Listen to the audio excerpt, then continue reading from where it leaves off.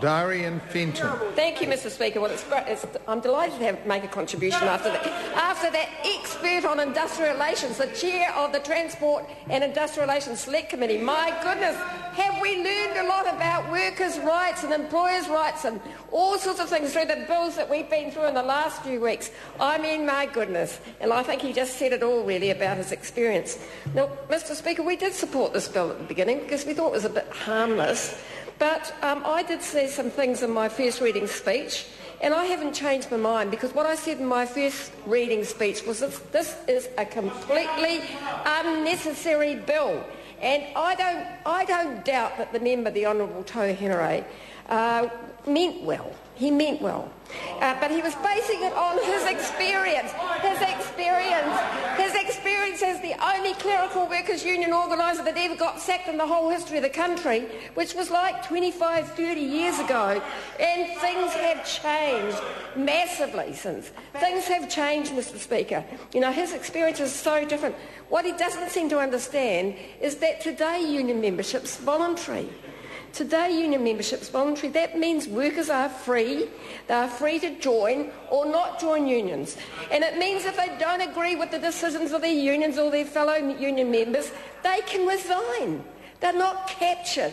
In his day, it was compulsory union membership. He used to go around and conduct strike ballots, I have no doubt, and stand over people. Doesn't happen these days because unions are democratic organisations, and so members have a variety of ways of raising disagreements with their unions, including resigning, but also they have rights under the Employment Relations Act to raise issues of good faith because there's an employment relationship between members and their unions. So, as I said, well, on the face of it, this bill seems pretty harmless. It is unfortunate, and I feel a bit sorry for Tau Henare, actually, because since this bill had its first reading, it's been to Select Committee, this government has launched an attack on New Zealand wage and salary earners. An attack on New Zealand wage and salary earners that's removed any goodwill from unions or workers and any goodwill or trust on this side of the House. The truth is, Mr. Speaker, that bad employers are being given permission by this government to behave even more badly.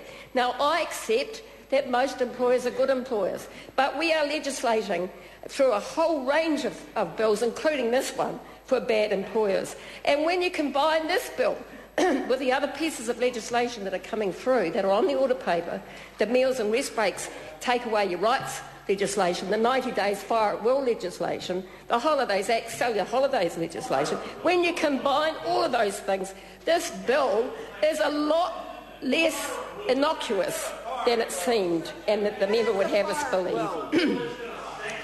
And in addition, during the submissions process, I got quite worried because what happens when you open the door to these sorts of provisions, you start to get some, and as I said, bad employers who get some crazy ideas. For example, Business New Zealand and the EMA decided that they came along and submitted and said the ballot level should be 75%. There should be a 75% vote in favour of a strike before it goes ahead. You know, majority applies to everyone else except workers. That's what they did, and a whole lot of other things. It made me very, very uneasy, more uneasy actually about the bill.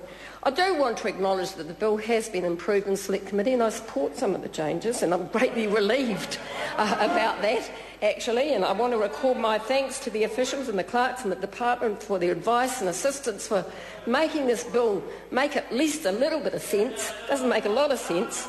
I'm pleased that the National Party and the member took on board the right to be able to strike around health and safety, the right, and this bill restores that right, the right of workers to not be in a situation where it's dangerous at work, where they have to work in a situation where their lives or their health could be in danger. I'm glad that we've at least fixed that part in the bill. There's some other things there that I think are good clarifications. They're all useful changes, Mr. Speaker, but it doesn't make the bill any less pointless. Now, I did, and I think the member would acknowledge this, in Select Committee, genuinely try to understand where he was coming from, what his intention and motivation was. And I accepted his comments in the first reading that he was, quote, trying to protect a person's right to withdraw their labour where they are fully informed and not under any threat either physical or mental. I haven't heard of a worker being under a physical threat of strike recently, but anyway. But that was despite the fact that there was no evidence that there was a problem. There was no evidence from workers. And nor did that committee hear from any who said they'd been intimidated into going on strike. Now, as I say, I know the members were referring back to his experience 25 years ago, and maybe it happened then, but it certainly doesn't happen now. And actually, Mr. Speaker, if the workers had come along and told the committee there was a problem, we would have listened. Honestly, we would have listened, but there is no, it would have been more convincing. So if the intent of the member in charge of the bill was to provide for more transparency and democracy, he should look around, he should look overseas and see what international conventions say about freedom of association, which is an international convention which New Zealand has signed up to.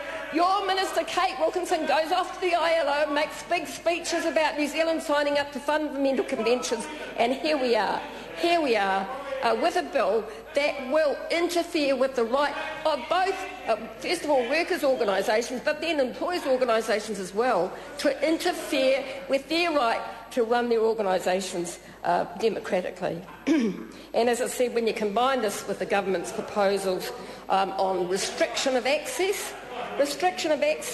what does it mean? So we have to have a strike ballot, but the employer won't let the organiser in to run the strike ballot. Now, often strikes are very, very tense and complex situations.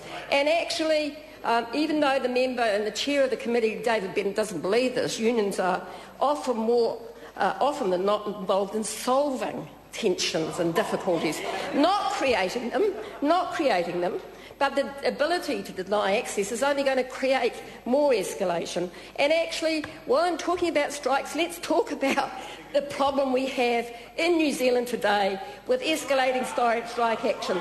There were 29 stoppages ended in the June 2010 year, the latest statistics, involving 13,829 employees, losses of 17,989 person days of work, and an estimated $3.1 million in wages and salaries. That was a combination of strikes and lockouts, actually, and it's much, much worse than it's been in the past. And actually, holding a secret ballot's not going to change those striking statistics. Actually, the only thing that will change them is changing the government. That's the only way we're going to get through that, because this is a government that doesn't care about workers' rights, doesn't respect workers. It sold out a group of workers because an American corporate came over and waved a big stick. Sold out a whole group of workers a couple of weeks ago. And it's removing access to justice for every worker in New Zealand in the first 90 days because ACT told them to. I mean, what sort of government is that? And actually, Mr. Speaker, if we're talking about fear, I would suggest that workers will be far more fearful of losing their jobs, getting the sack with no rights within the first 90 days, than being made to vote in favour of a strike. Now, there was one way through this, and I suggested that through the committee I genuinely tried to understand the members' intent, and I did put up a proposal, which I will do by way of SOP during the committee stages. We have proposed a simple amendment to Part 4 of the Employment Relations Act, which was about unions' rules. Now, the Chair didn't understand this, but unions under the Employment Relations Act are required to have rules governing the democratic processes of their unions. And what I was proposing is that they should have in those rules, by requirement under the law, a requirement to actually have secret ballots for strikes. That would achieve the stated aim. It would keep employers out of the mix. It would stop litigation. Because I think this bill is going to make it extremely litigious, and it would keep the process democratic, and it also stop imposing unnecessary costs on unions and compliance costs on unions. I think this bill is going to harm employment relationships, but most of all, it's going to do nothing to improve our economy, our wages and the lives of New Zealanders. So that's why Labor is opposing this bill. Thank you, Mr. Speaker.